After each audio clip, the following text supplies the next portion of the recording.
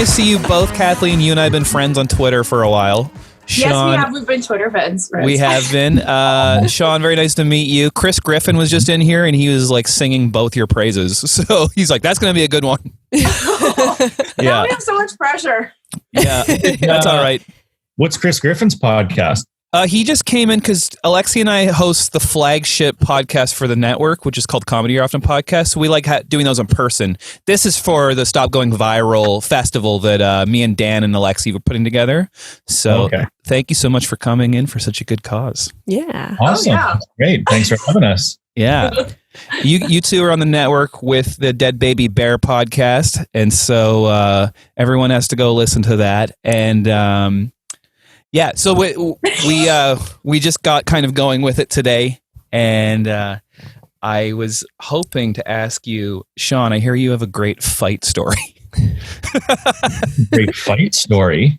I don't know if I've ever been. Well, I do have, when I was a kid, I think I was in grade 6. There was a big fight. Like, it was one of those ones where it wasn't like an altercation that we had. It was like somebody came to me in class and said, Chris wants to fight you. Oh, no. And I was like, I'll fight Chris. Yeah. And then that word circulated. Oh, no.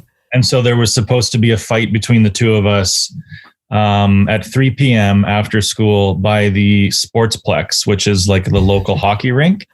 Sounds like an early MMA situation. Yeah, I thought I would go early and diffuse the situation and try to convince this person that I didn't want to fight them. Like with reason. Yeah, I was like, I'll go early. We'll talk it out. And then when I got there, there was already 30 people there. Oh no. Keeners. Like, it was a very well-attended fight. Yeah, they wanted good seats. Yeah, and I knew everybody that was there. They were from the school, and most of them were cheering for him. Like, oh no, I would have cheered for you, Sean.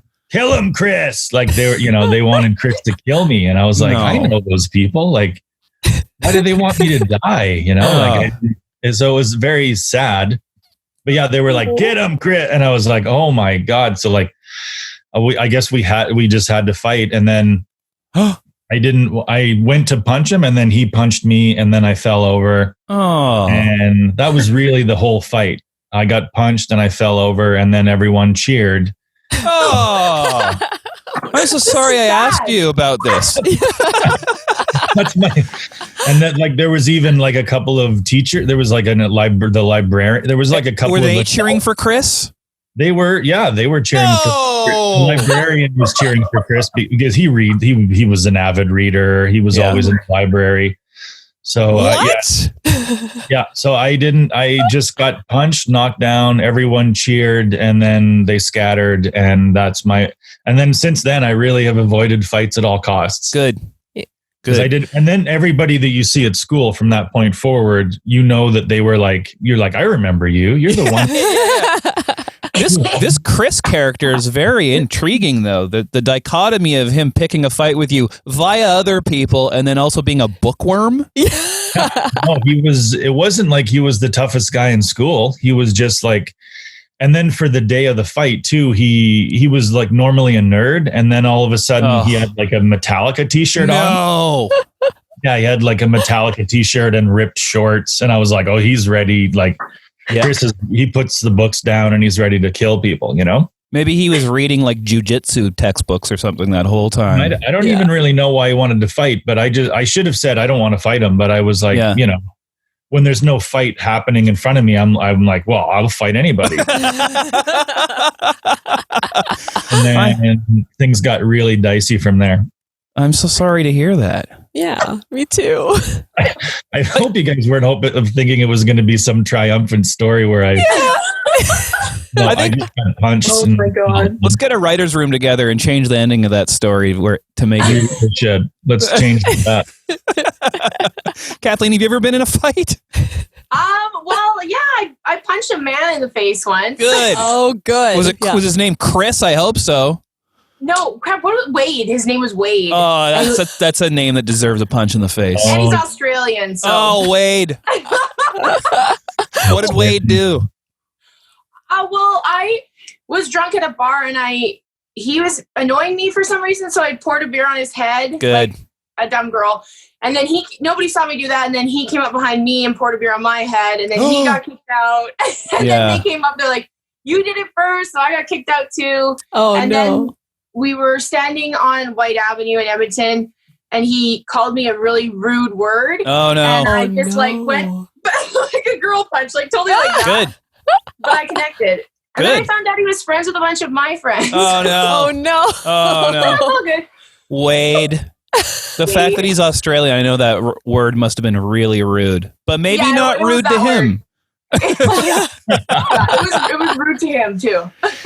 This one time I went into a Denny's at like 2 a.m. Cool. Yeah, really cool. And this drunk guy sitting at a table started trying to make fun of me. He's like, "Hey, look at this guy's foot." And then the people he's sitting with noticed I was there and I knew them, but he'd already been making fun of me. So then he had to just kind of like be quiet. Were you there by yourself or were you there with? I was there by myself. I used to live by a Denny's that was I think they're all 24 hours, but that was my go-to after a gig is I'd stop by there on the way home and get something to go watch Family Guy with and then pass out in my own filth. Oh, yeah, that's the move. Mace Galoni, I don't know if you know him. He's a great comedian, but he said his favorite thing to do at night is to just get a big bag of Wendy's and pass out in bed with it. And that's the filthiest thing I think I've ever heard. Yeah. John and I taped a podcast in a Denny's once. Really? That's cool. Yeah. The waitress kept on coming over and like, she's like, "What are you guys doing?" And then she tried to be on it, but she didn't have a microphone. It was really weird. Yeah, we had people like eavesdropping on it. They were like listening in. You could tell they were listening in. And I was like, this is the creepiest thing ever. Do you remember what you were talking about? Just dead baby bears. Yeah. It was, I don't even know. I got it somewhere. I think it was like personal stuff. Like it wasn't like crazy, but it was stuff that people were just like, why are they recording? Are they having a weird, deep conversation with microphones? Like you could tell they didn't understand what we were doing. They were like, I don't know what they're doing, but those mics aren't amplified. So their mics aren't working. Most people that don't do comedy don't know what a podcast is. Yeah, I guess absolutely. it's getting more popular now, but that was like 4 or 5 years ago. I mean, it's kind of hard to explain. It's like, look, it's like a radio show that's not on the radio, and we still don't know if anyone's even listening to any of it. Yeah.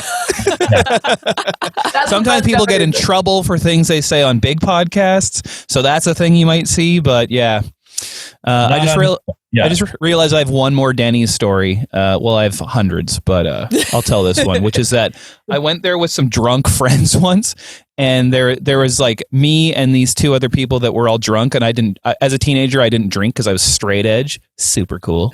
And there was like a divider, and then another group of girls that I think had just been at a club. Like they were dressed like really nice, but it was like 4 a.m. And my one drunk friend kept taking handfuls of ice and just throwing it in the air, and it kept landing on them, and he wouldn't look at them.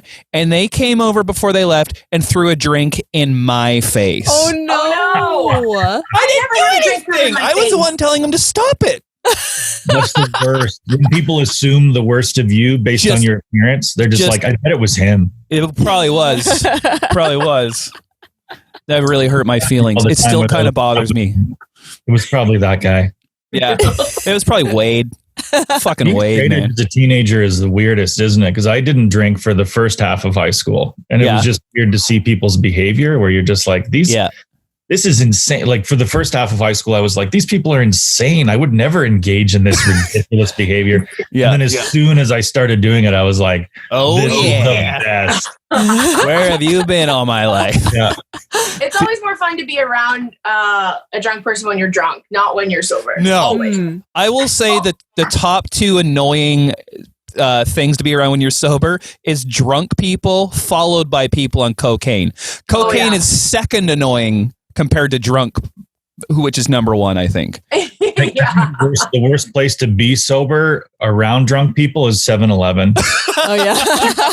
Like every 7-Eleven experience I've had is like you go in there and somebody's like, "Hey."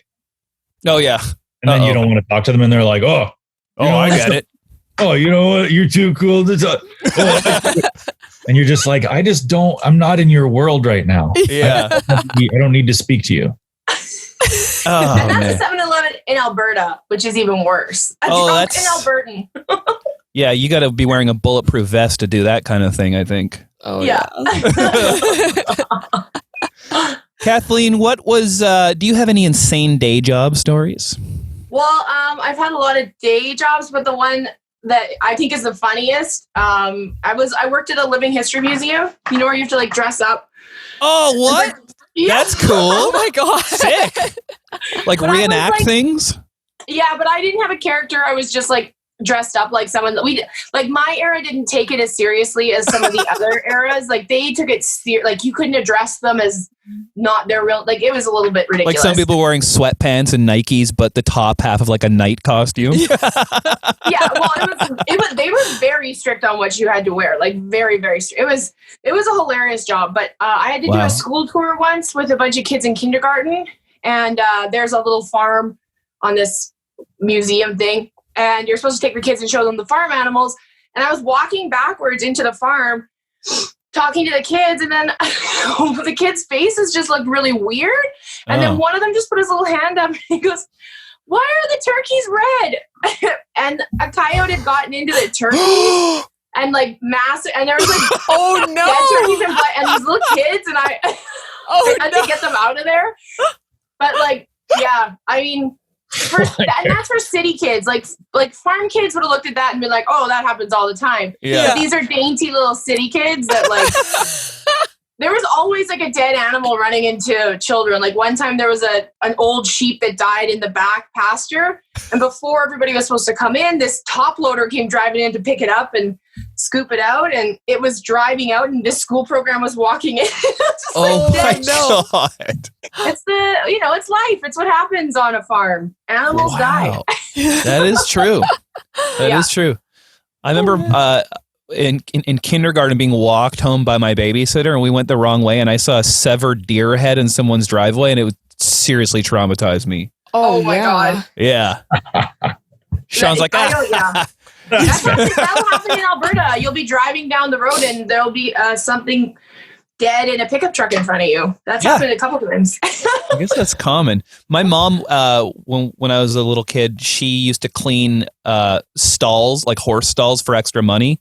And one time a horse bit my head. Oh my God. And horses love to bite, and they hurt when they bite. Yeah. Yeah, drew blood. I had to get stitches. Wow. Once again, Sean thinks it's hilarious. No, I don't think that's hilarious. That is awful. My grandpa's got like a horse farm in Saskatchewan, and when I went to go visit him, I was like just hanging out with the horses, and I realized if I walked around the yard, they would follow me in a line. Oh, It was super cute. So I'm like, this is so cool. I got to show my parents. So I found them on the farm, and I'm like, look at these horses. Look at what they're doing. And as I'm saying that, one of the horses, the one at the beginning of the line, reaches down and grabs me and bites the scruff of my like sweater and pulls me up off the ground. I'm like, Oh my God. I used to do Horses are like assholes. I used to have this job trimming trees, and we had one job that was on somebody's acreage, and I was like I was just a very absent-minded employee. So we were in the horse enclosure, trimming some trees that were inside there for some reason. And then I looked back at some point, and I was just like 20 or 21. And then the adult that I was working with was like, "Did you close the gate?" And I was like, "I think so." And then we look back, and all of the horses are out. There's eight horses that have all left the enclosure. oh no. And they're running around the acreage. yeah. And the acreage is all like a beautifully sodded home, like beautiful grass. And they're destroying all the grass as they're running through it. And I was just like, oh my, That's crazy. we had to go into the barn and like grab carrots. Like we're trying to get them back in with carrots. Like we're just like, here's a carrot. And then we're like trying to lead them back in with carrots. Like it didn't work at all. Oh no. That's happened to me before when I worked at that museum, because there were horses there, and I was driving into work, and all of a sudden I literally saw all the horses stampeding towards me on like out of the gate, like someone had left the whole park wide open. Oh my God. And there's a freeway that goes above the park. So all these horses are stampeding towards this freeway. And I was on the phone with 911 and I'm like, you need to get someone down here because there's gonna be horses on the white mud right away. Oh my God. Those kids are I guess it happens all the time because it's right over there. Those kids are like, why are all the horses red now? Yeah, they're all dead. Every single one of these horses is now dead. Oh my God. Why are the turkeys red? Yeah, that was. And you're like, well, there's a what the that was great. When you're in explaining mode, when you're in teacher mode, and then you realize something awful's happened. Like, oh man, well, there's a part of the turkey that's red. It's called and then oh my God. The whole turkey's red. That's not how they look usually. We just had Trent McClellan on, and he used to work with small children, and he's like, they're the meanest people in the world because they're honest. Yeah, yeah. Did you have to work with kids a lot there, Kathleen? Oh yeah, I had to work with lots of kids from kindergarten to junior high, and junior high was the funniest because they're all it was all about fur trading at that point. Okay. So it was all these kids, you'd have to talk about beavers and very furry beavers, and they'd be in grade 7 trying not to laugh because it's yeah, total little kids. You know what yeah, that yeah. I was gonna go into education, so then I thought, well, I'll go do something like this and do day camps and stuff, and then after that I'm like, no way. I don't want to be a teacher. No. Yeah, I thought for sure somebody was gonna say, why are the beavers red? I guess because it's that time of the month for those beavers. Oh no! I think that's as good a place as any. Sean hated a period joke. Did you? He just I know. your mouth a little it's bit. So good. He got a sitting O from me for that. It's cheap, but it'll land it. It's effective though. It's effective. Yeah. It was the McDonald's of closers, and I'll take it. Extra value meal for me. Thank you both for coming on the show. Right. Really appreciate it. Love to have you both on the normal podcast, which is longer when we can. So thank you so much for coming on. Everyone listen to Dead Baby Bear podcast. Yeah, that's all we have right now. Absolutely. Oh yeah.